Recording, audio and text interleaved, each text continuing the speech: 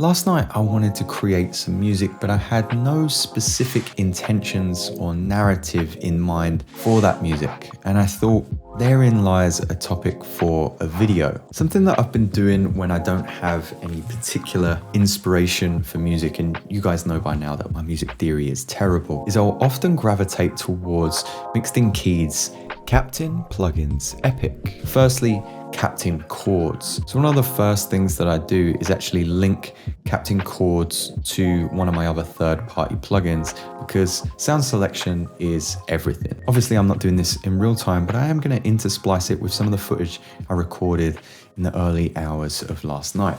So here I'm choosing this lovely Serum instrument, this kind of like keypad sound.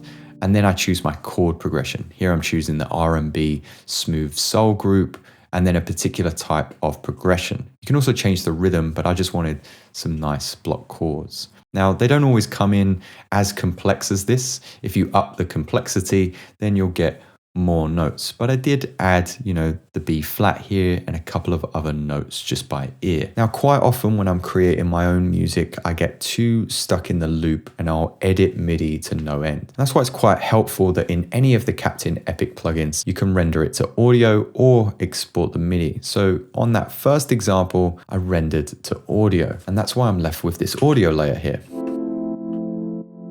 So this is fantastic. This isn't going anywhere, and this can be the basis for all of my other ideas. I then went over to Captain Deep, and this reads the chords that you had in with Captain Chords, and then you can design a bass line around it. At first, it will just be following your chordal pattern, and it was set to this like punch bass sound, but I really liked the sound of dub home. So I've selected that. Then all I have to do after that is choose like a new rhythm or a new pattern, but it will follow the chord progression that you've already put in there. You can see that it's grayed out above. Super easy. All I do is just again choose a new rhythm. I ended up choosing this bass house preset and then just moving some of the notes by hand. When you like where the notes are at, you can actually lock them in place, which is what I do with my next instrument. So I dive into Captain Melody here.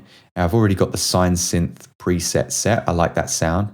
And I just went with short and sweet, and it gave me this pattern. And this was enough that I had some inspiration, at least at first. So what I can do is lock those notes in place, highlight the next notes that I want to change, and just switch them up. So in any spaces, it's switching those notes. I'm hearing the pattern, and I'm just trying to find something that sounds more familiar to what I have in my head, which I believe was this pattern.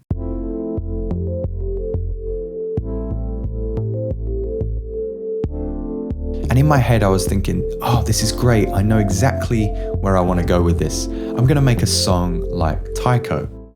Do stick around though, because I was absolutely wrong in who I thought I was going after with inspiration. From there, I just wanted to design a very simple drum line, and I'm using my buddy Dokado's sound pack once again. He's featured on the channel before, and a couple of episodes ago, we used pretty much his entire drum sample pack on our track inspired by Cult.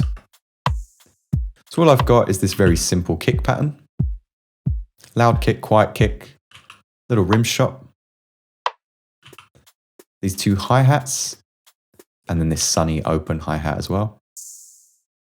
And that just falls on every other snare hit or rim shot hit. So very simple stuff there.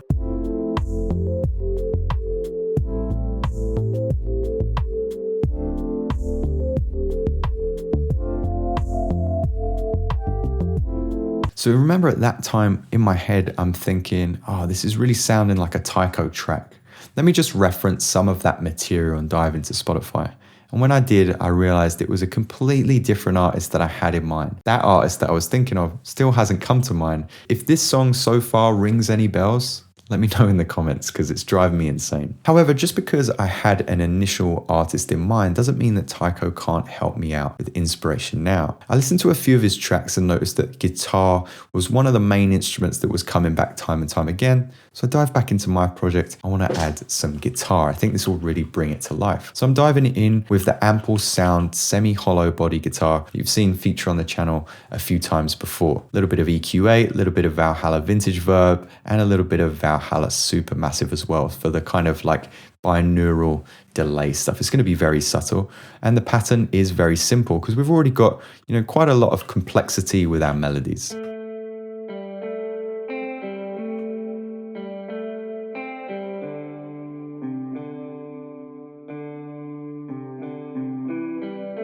Then I figured I would couple that guitar with like a little bit of kind of palm muted plucking. Let's put those together.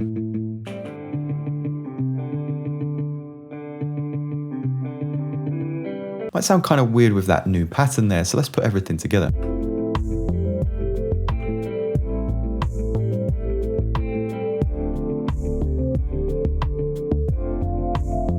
What comes next is something I love to do in my tracks.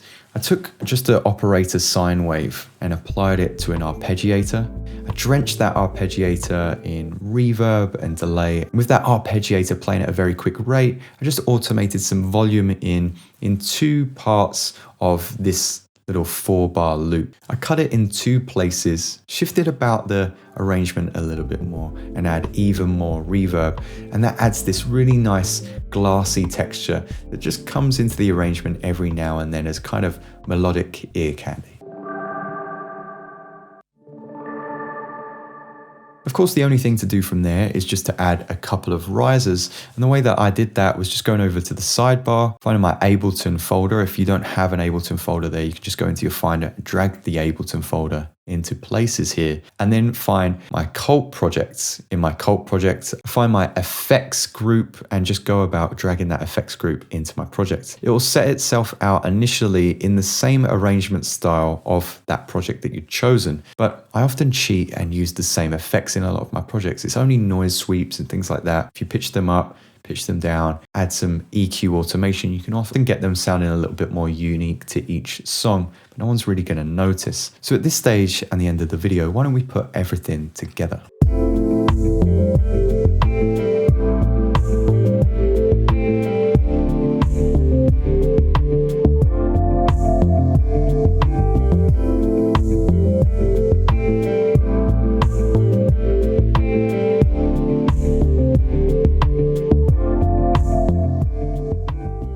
Pretty much all I have for today's video, guys.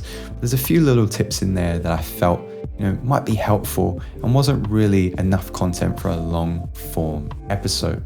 As always, let me know what you want to see in future, and if this video was enjoyable or helpful, consider giving a subscription. It's always good to chat to you, and I'll see you guys next time. Remember, if you want to try out Captain Plugin's Epic for yourself, then just visit the link in the description.